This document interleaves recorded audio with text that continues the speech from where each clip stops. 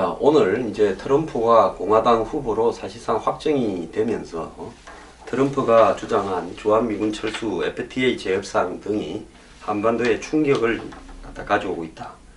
주한미군의 구조조정 가능성이 이렇게 대두되고 있습니다.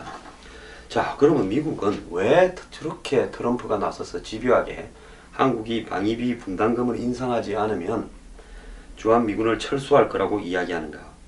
즉, 이 부분은요, 현재 미국의 도대체 국방 예산에 무슨 일이 일어나고 있는가, 이런 것을 좀 알아야 되는데요. 지난 2011년, 12년, 13년에 미국의 한마디로 이 전체 연방정부의 예산이 지출이 잠시 중단된 적도 있고, 그러면서 여야 합의로 시퀘스트라 해서 미국의 이 국방 예산을 자동적으로 10년 이상 삭감을 하는데 얼마냐? 6천억 불을 삭감을 하는 겁니다. 그러니까 매년 이렇게 나눠보면 500억 불, 한국 돈으로 50조 이상을 삭감을 하게 되면서요. 미군의 지금 숫자가 한 55만 명인데 이걸 갖다가 한 15만 명 정도 삭감해서 40만 명 정도로 유지한다. 그리고 항모 타격 전단이 11개인데 이거를 8개나 9개로 줄인다. 해병대가 18만 2천 명인데 15만 명 선으로 이렇게 줄인다 하는 이야기까지 지금 나오고 있습니다. 그러면서 미국의 세계 전략은 하나의 전쟁과 2개의 미션, 임무를 수행할 정도로 간다. 이렇게 되고 있습니다. 그러면서 군함을 288척에서 238척으로 줄이게 됐습니다. 그리고 전투기도 3분의 1을 운용하지 않는다는 겁니다. 즉 9.11 이전 수준으로 한마디로 이 병력이나 이 전체 규모를 갖다가 줄여간다는 겁니다. 그래서 2014년만 하더라도 한 600억 달러 이상이 줄어들었다. 이런 이야기가 있습니다. 그래서 전체적으로 GDP의 한 4.3%를 차지하던 국방 예산을 3% 수준으로 줄인다는 겁니다. 그래서 대규모 지상군을 유지하기보다는 신속 대형군으로 가면서 공군과 해군이 결합하는 형태로 간다. 그래서 한반도에서 전쟁이 날 때 대규모 지상군이 투입된다라고 설정을 해놓고 있지만은 실제로는 특수군과 태평양에 주둔하는 일부 육해공군이 참가하는 수준으로 전개될 게 아닌가 하는 우려도 나왔죠. 그래서 2014년에 6.5%를 삭감했고요. 그래서 지금 미국의 국방 예산이 점점 줄어들고 있습니다. 이런 상황 속에서 결국 앞으로 벌어질 일들은 매우 우려스러운 일들이 생길 수 있다라는 것이 지금 입장이고요. 그런 입장에서 트럼프가 이 한반도 방위 무임승차론을 이야기하는데, 이런 트럼프의 무임승차론은 비단 트럼프뿐만 아니라 미국 내에서 상당히 광범위하게 싱크탱크라든지 정치권에 퍼져 있는 이야기인 겁니다. 그래서 미국의 공화보수당의 기성 유력 대선 후보나 유력 정치인들은 한미 동맹에 의해서 한반도에 미군의 지위는 공고하다라고 이야기하지만 한꺼풀을 외교적 수사를 베끼고 나면 실질적으로 트럼프가 아니더라도 언제든지 이렇게 국방 예산을 대규모 삭감하는 미국 정부의 계획에 의해서 지금과 같은 형태의 주한미군 유지는 상당히 어려운 상황으로 가는 것은 시간 문제였다. 다만 판도라의 상자를 누가 열어서 공개적으로 이야기를 먼저 하는가 하는 문제만 남아 있었는데 트럼프가 그것을 열어 적겠다는 겁니다. 이런 국방 문제뿐만 아니라 지금 FTA 또 더 나아가서 TPP 같은 문제에서도 트럼프가 대통령이 될 때, 트럼프가 안 되더라도 샌더스가 되었더라도 새로 원점부터 논의한다라는 이야기가 돌아갈 수 있는 상황이라는 겁니다. 그래서 우리가 이런 문제들을 이해를 하고, 즉 이 주한미군의 지휘 부분에 대해서 국민적으로 한번 토론을 해야 됩니다. 필요한가, 필요하지 않은가. 지금 한미 동맹이 필요한가, 필요하지 않은가. 자, 필요하지 않다면요, 그것도 우리 국민의 선택인 겁니다. 그 뒤에 벌어질 뒷감당은 우리 국민이 올고지 책임을 져야지요. 어리석은 국민들이 판단했으면 그 결과도 우리가 책임져야지 누구 탓을 하겠습니까? 필요하다고 생각이 들면 트럼프가 이제 많이 올려 부를 겁니다. 그러면 그 부분을 지금 9,300억도 많다고 난리 아닙니까? 이 부분을 이제 매년 물가 인상에 따라서 올려가게 돼 있는데 트럼프가 이 부분을 다시 협상하자 이렇게 나왔을 때 우리가 협상 거부한다 할 수 있겠습니까? 그러면 어느 수준까지 우리가 올려줄 건가 하는 부분에서 우리 스스로 먼저 마음의 준비나 그 다음에 국민적 합의, 정치권의 합의가 되어 있어야죠. 그때 그걸 가지고 무슨 반미로 연결해서 주한미군 필요 없다 가라, 주한미군 장사하느냐 이제 이렇게 시작되면 그때는 간다 빠이빠이로 연결될 가능성이 매우 크다고 봅니다. 지금 한국은요 6.25 이후에 당연한 것처럼 주어져 왔던 주한미군의 역할이 근본적으로 제고돼야 될 시점이고요. 북한은 이런 것까지 감안해서 지금 5월 6일 당대에서 뭔가 꾸미려고 한다는 겁니다.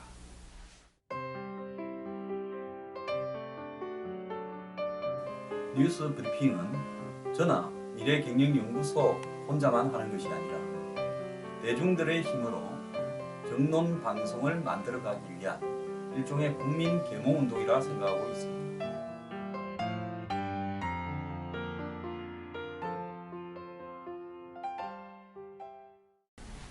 이런 와중에 국방부가 북한이 6일 당대회를 7차 당대회를 전후해서 추가 핵실험과 미사일 발사 가능성이 있다면서 주의를 갖다가 기울여야 한다. 경계태세를 강화한다.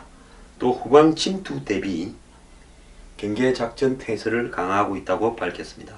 특히 동서해로 후방에서 침투하는 부분이 이번에는 새롭게 지금 고민되고 있다는 것이 국방부의 입장입니다.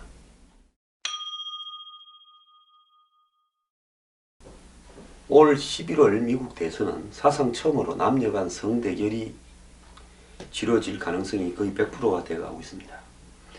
이 두 주자는 성별만큼이나 너무나 대조적인 극과 극의 면면을 보이고 있는데요. 인권 변호사와 부동산 재벌, 주류와 아웃사이더, 흑인 진보층의 지지와 백인 보수층의 지지, 그리고 힐러리의 개입주의와 트럼프의 고립주의, 이 세 개에 대한 정책에 관한 문제입니다.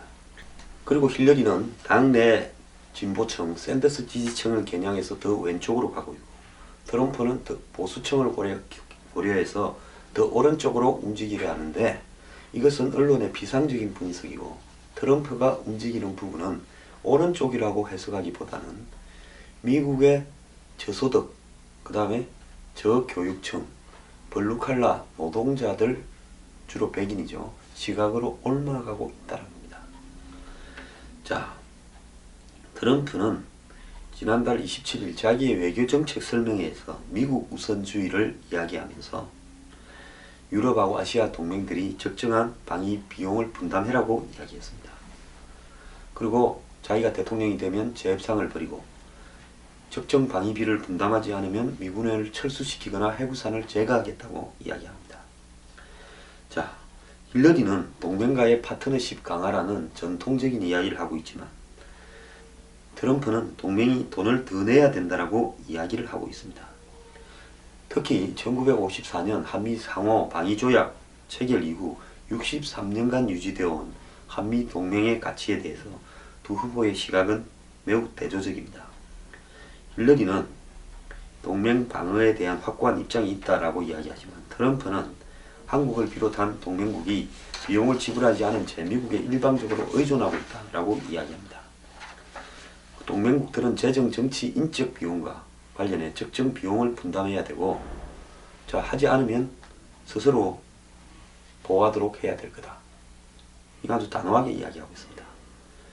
자, 그리고 힐러리는 핵에 있어서 한일 같은 주요 미국의 동맹국들이 비확산 체제를 유지하도록 이렇게 정책을 삼고 있고 트럼프는 핵무장을 한국과 일본이 해도 괜찮다 라고 이야기하고 있습니다. 자, 이 트럼프는 이 문제에 대해서 언제까지 아니라고 할 수는 없다. 언젠가는 논의해야 되는 문제다라고 이야기하고 있습니다. 자, 너네 스스로 방어해라. 이 이야기입니다. 그리고 이 북한 핵 문제를 놓고 두 주자 모두 중국의 역할을 강조하고 있지만 이 힐러리는 제재와 압박을 통해서 북한을 이란처럼 협상의 장으로 끌어내는 데 초점을 맞추고 있는 반면에 트럼프는 저거 안 된다. 백날 노력해봐라. 상종도 못할 대상이다. 중국을 통해서 중국이 북한을 고립시키든지 봉쇄하든지 우리가 경제적인 문제로 중국을 쪼아야 된다. 그러면 중국이 안 할 수 없을 거다. 이렇게 이야기합니다. 그 배경에는 북한을 살려주고 있는 것도 중국이라는 트럼프의 인식이 있습니다. 저는 옳은 인식이라고 봅니다. 뭐 오바마가 맨날 전략적 인내해봤자 그 속에서 북한은 핵과 미사일, SLBM의 기술만 높여왔죠. 즉 안 하면서 아무것도 그걸 가지고 뭐 제재 압박으로 북한이 된다? 안 되죠. 절대 안 됩니다. 다만 트럼프가 이렇게 주장하는 중국과의 미국이 경제적인 문제를 도외시한 채 중국이 북한을 압박 안 한다면 경제적으로 미국이 중국을 쪼을 수 있을 것이냐, 그럼 미국은 타격이 없느냐, 현실적인 문제는 남아 있습니다. 이 트럼프는 김정은이를 미치광이라고 부유하면서 폭스 TV에 나와서 중국만이 김정은을 사라지게 할 수 있다 이야기합니다. 그리고 경제정책을 놓고도요, 힐러리는 중산층 복원을 내세우면서 이 투기자본과 불로소득에 확실히 과세하겠다 이렇게 이야기를 하고 있습니다. 이에 비해 트럼프는 기업과 부자에 대해서는 감세를 하겠다라고 이야기를 하고 있습니다. 이 겉으로 보면요, 힐러리가 돈 많은 사람을 제재하겠다, 세금을 받아내겠다는 입장이고, 트럼프는 그런 부분에 있어서 오히려 돈 많은 사람들이 세금을 많이 안 내도록 도와주겠다 하는 부동산 재벌다운 입장을 가지고 있는데요. 정작 또 미국의 월스트리트, 월가라든지 또 미국의 대기업이 미국 경제에 작용하는 부분에 있어서는 트럼프는 그걸 확실히 해체하겠다라는 입장을 보이고 있습니다. 그래서 세금 문제만으로 이 힐러리와 트럼프의 한마디로 경제 정책을 설명하기는 매우 어렵다는 겁니다. 힐러리는 그렇게 말은 하지만은 굉장히 대기업, 다국적 기업, IT 기업, 월스트리트에 우호적이고, 트럼프는 메인스트리트, 즉 중산층 서민 노동자의 입장에서 월스트리트를 규제하겠다는 입장을 확고하게 가지고 있고, 그 다음에 무역에 있어서도 보호무역으로 가겠다는 입장을 가지고 있습니다. 현재 미국은 공화민주를 막론하고 지지자들은 다 반무역 정서, 즉 보호무역으로 돌아가야 된다고 하고 있고, 오바마가 추진해온 이 TPP나 FTA 확대에 대해서도 반대하고 있습니다. 힐러리는 오바마 정책을 계승하겠다고 하고 있죠. 힐러리는 이민 정책에서도 이민자를 포용하겠다고 하고 있고, 그래서 1100만 명의 서류를 구비 못한 지금 불법 이민자를 구제하겠다고 하고 있고, 트럼프는 아예 그냥 불법 이민자 추방군을 창설하고 장벽을 세워서라도 멕시코하고 국경에 다 쫓아내겠다고 하고 있습니다. 자, 이런 어떤 두 가지 극명한 대조점을 가진 두 사람이 과연 이번 미국 대선에서 누가 국민의 선택을 받을 것인가? 지금 제가 듣기로는 미국 정보에 정통한 사람으로 보면요, 오바마나 미국 공화당의 주류가 힐러리 이메일 게이트를 덮어주고 있는데, 트럼프가 이 문제를 본격적으로 후보가 되면 공화당 전체 차원에서 부각을 시키겠다는 거고, 그렇게 되었을 때 이 문제는 이번에 아마 대선에서 또 다른 숨겨진 내관이 되어서 대선 과정에서 폭발해 버릴 거라고 보고 있습니다. 오바마가 힐러리의 이메일 게이트와 관련된 약점들을 언제까지 감춰줄 수는 없을 걸로 보이는데, 이것도 또 하나의 중요한 내관이라고 봅니다.